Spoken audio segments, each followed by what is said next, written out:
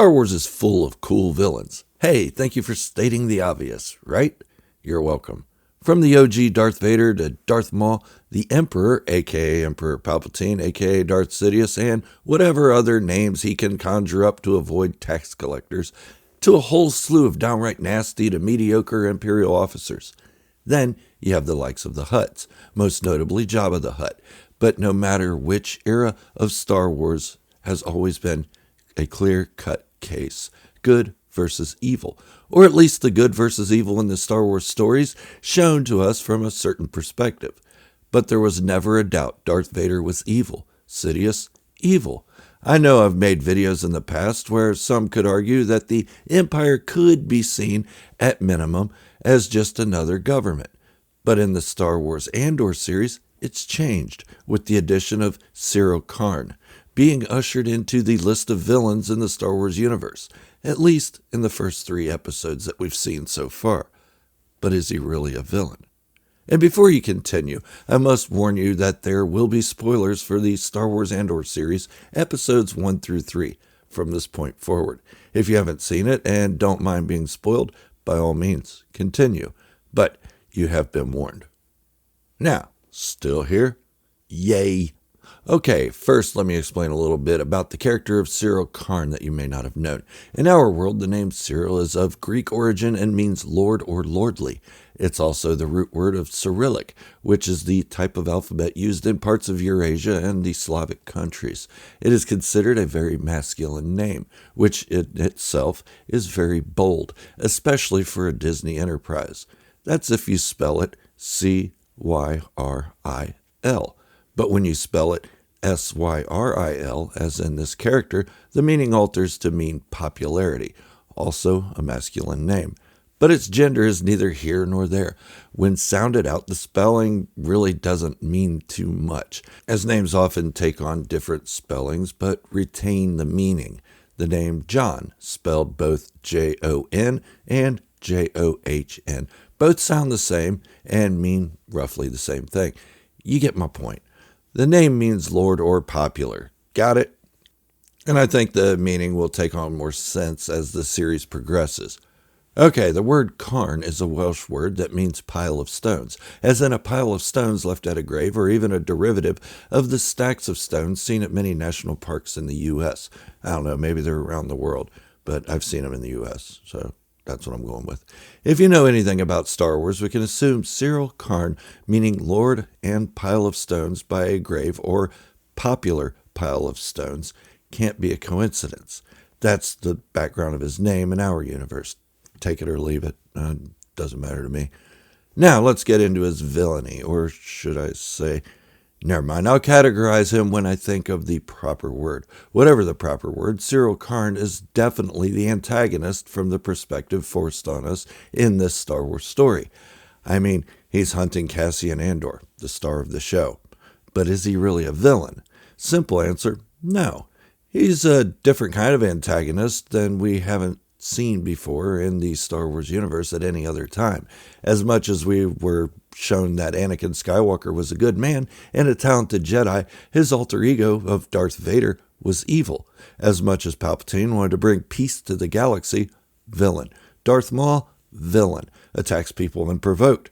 Sure, Syril Karn doesn't wear a cool mask and armor. He doesn't have tattoos covering his face and body. His uniform looks kind of generic, and he doesn't have the shriveled face reminiscent of an old man's scrot. However, Syril Karn is different. He isn't about any of that, even though he tailors his uniform like a chode, but at the heart of it, he's a deputy inspector doing his job and inspecting a crime. 2 men were killed by Cassian Andor, and Syril Karn wants to bring him to justice. A testament to his reluctancy of making subordinates feel inferior is the moment when he entered Marva's home to arrest Andor, with a warrant, mind you. He didn't hit the elderly woman. He didn't really mistreat her other than having her silenced. And he sure as hell didn't order his men to kill her publicly in the streets. In fact, I don't recall him or his men firing on anyone until Andor and what's his name, Stellan Skarsgård, whatever his name was, started killing those officers. Even when one of Syril Karn's men shot and killed Tim Carlo, The officer showed regret. Remember Tim, the guy who ratted out Cassian? A total non-homie move. By the way, yeah, his name is Tim. Not that there's anything wrong with his name. It just took me by surprise. Tim. Okay, I kind of like it now. Anyways, back to our new antagonist. The reason he's an antagonist is because of the point of view we are shown. If we were to see on the news in our own world that someone killed 2 police officers, or police constables, as I've heard them called, and fled the scene, we would be up in arms to have them brought to justice and trial. But we are supposed to root for Cassian Andor, the criminal, not those who feel law and order are a means to a peaceful society. Sorry, Syril, but you're an offshoot branch of the Empire. We aren't supposed to like you. But you are the antagonist, and we could possibly become confused as to whom we are supposed to cheer for if they showed him any differently. I think this is the first real time in Star Wars that has actually happened. Sure, we all have a favorite villain or anti-villain, and we like to see more of them. Badass armor and cool weapons make us weak. Syril is a man doing his job, and that's all. But what about the actor and his portrayal of the character? Well, we can already tell the acting in the show is going to be based off moments. Not moments as in this guy that cut off another guy's arm with a lightsaber. Not moments as grand as, no, I am your father. Yeah, that was a horrible representation, but you get the meaning. But a different kind of moment. It's something else that we haven't seen much of in Star Wars. Moments that define direction. A look here, a glance there, something on the face that tells you the character could be thinking one of 2 things. And it's up to us as viewers to discern what those 2 thoughts are until the character acts. We saw in the opening scenes of Chapter 1 where Cassian was approached by the 2 guards. We had a lengthy moment where we were focused on Diego Luna's face. Is he going to give in to the shakedown? Is he going to fight? Both expressions were visible on his face, and it wasn't until he acted that we were really able to tell which choice he made. But the emotion was there all along.